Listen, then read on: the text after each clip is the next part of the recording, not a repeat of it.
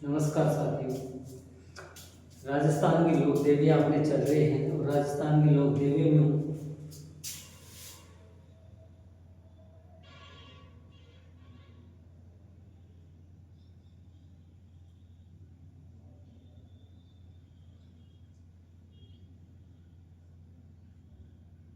राजस्थान की लोक देवी, कुछ लोक देवियाँ हमने पढ़ ली। आज लोक देवियों को पूरे करते हैं। सचिया माता जो सचिका के नाम से भी जानी जाती है, ओशिया जोधपुर में इसका मंदिर है और ओशिया में ये ओसवालों की कुलदेवी, ओसवालों की कुलदेवी सांप्रदायिक सद्भावना की देवी भी माना जाता है। साथ ही सांप्रदायिक सद्भावना की देवी क्यों माना जाता है? क्योंकि जैन इनको कुलदेवी मानते हैं तथा हिंदू भी इनको कुलदेवी मानते हैं। अतः हिंदू और जैन धर्म दोनों ही इसको अच्छी तरीके से वरीयता देते हैं, मानते हैं। इसलिए ये सांप्रदायिक सद्भावना की देवी भी कहा जाता है। अगर ऑप्शन में आ जाए कि सांप्रदायिक सद्भावना की देवी कौन सी है, तो आपको याद रखना चाहिए कि सच्चाई माता सांप्रदायिक सद्भावना की देवी है, ओसवालों की कुल देवी है जो जैन है। ठीक है। वीरात्रा माता, वीरात्रा माता साथियों चौहट्टन बाड़मेर में है इनका मंदिर और ये भोपो की कुलदेवी, किसकी? भोपो की कुलदेवी है और भाकल माता भी कहा जाता है। भाकल माता क्यों कहा जाता है साथियों? क्योंकि इसकी गढ़ी हुई गर्दन जो एक टेढ़ी है, जैसे ये हिस्सा होता है इसमें कम है, वैसे गढ़ी हुई है, टेढ़ी है, इसलिए इसे भाकल माता भी कहा जाता है। भोपो की देवी किसे कहा जाता है? वीरात्रा माता को कहा जाता है। नागनेची माता, मुख्य बात करते हैं नागनेची माता।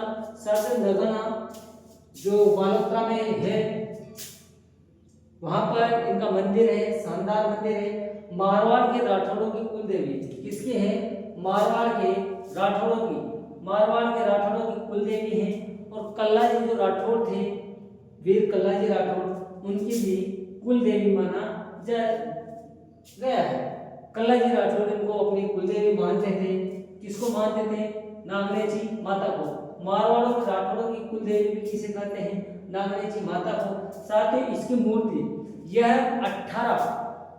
18 भुजाओं वाले सुसज्जित हथियारों से, इसके 18 हाथ यानी कि 18 भुजाएं हैं और उनमें 18 तरह के हथियार से सुसज्जित, शस्त्रों से सुसज्जित है। और नागनेची माता का प्रधान मंदिर या प्रधान धाम की बात करें, मुख्य बात करें तो ये नगाना धाम है। नगाना में इसका प्रधान धाम है। अब बात करते हैं रानी भटियानी की। साथियों रानी भटियानी जो माता है वो जसोल बालोतरा में ही है, जसोल में। उपनाम इसका बुआसा कहा जाता है। उपनाम इसका क्या कहा जाता है? बुआसा कहा जाता है रानी भटियानी को। और इसका मंदिर साथियों ढोली जाति इसको अपनी आराध्य देवी मानते हैं तथा सर्वाधिक आस्था ढोली जाति इसका, ढोली जाति इसको सर्वाधिक आस्था रखते हैं। साथ ही तनोट माता की बात करते हैं। तनोट माता आपको पता है सबसे ज्यादा क्वेश्चन पूछे गए हैं तनोट माता से। इतिहास प्रसिद्ध भी है, फेमस भी है। क्यों फेमस है? सबसे पहले तनोट माता तनोट जैसलमेर में है और वहां पर इसका मंदिर है।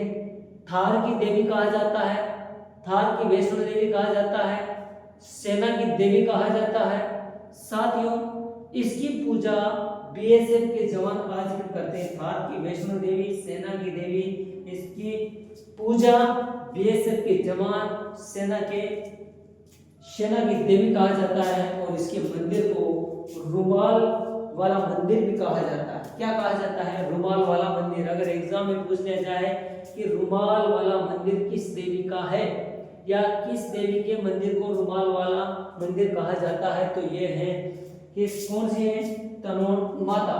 1962 में जब युद्ध हुआ, उस युद्ध में साथियों पाकिस्तान की ओर से बमबारी हो गई। अब जब बमबारी हुई, बम छोड़े गए तनोट क्षेत्र में, जो इस माता के क्षेत्र में जितने भी बम गिरे, एक भी बम नहीं फटा। ये प्रामाणिक हैं, इन्होंने सेना की रक्षा की, इसलिए और भारत इस युद्ध को जीता, 1965 के युद्ध को। और जब 1965 के युद्ध को जीता तो इसकी विजय के उपलक्ष्य में जब इस तनोट माता के मंदिर में ये करिश्मा हुआ कि एक भी बम फटा नहीं, तो जब विजय के बाद में आज भी इसके मंदिर के सामने विजय स्तंभ बनाया हो गया। इसकी याद में बीएसएफ की देवी यानी कि बीएसएफ के जवानों की पूजा करते हैं और सेना की देवी भी कहा जाता है। अब बात करते हैं करणी माता।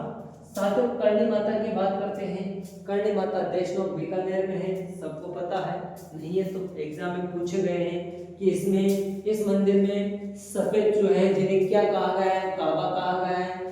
जो का मंदिर कहाँ है, देशनोक में, इसी माता का मंदिर है। साथियों, राठौरों की कुलदेवी और चारणों की कुलदेवी, जो बीकानेर की राज परिवार राठौर राज परिवार हुआ करता था, उनकी कुलदेवी कौन सी है, करणी माता। चूहों की देवी भी इसको कहा जाता है। बचपन का इसका नाम रिद्धिबाई था। इसके मंदिर को मठ कहा जाता है। क्या कहा जाता है, मठ कहा जाता है। वर्तमान में इसके मंदिर को मठ भी कहा जाता है। साथियों, सफेद चूहे जो पाए जाते हैं इनको विशेष रूप से काबा कहा जाता है। क्या कहा जाता है, सफेद चूहों को काबा कहा जाता है। चूहों का मंदिर देशनोक बीकानेर, इसी मंदिर को चूहों का मंदिर भी कहा जाता है।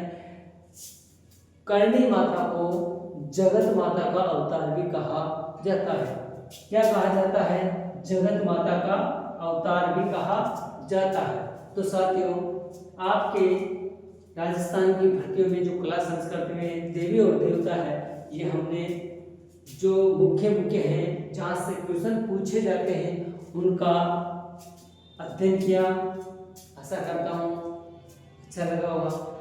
देवियाँ अनेक हैं, देव अनेक हैं, देवता, लेकिन जिनका एग्जामों में जिक्र किया गया है, एग्जामों से संबंधित हैं, जो सर्वाधिक चर्चित हैं, जिनको कुछ विशेष कारणों से जाना जाता है, उन्हीं का हमने अध्ययन किया है।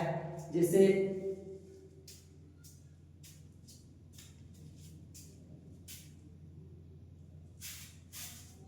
करणी माता, इनका एग्जाम में कई बार क्वेश्चन पूछ लिया गया है।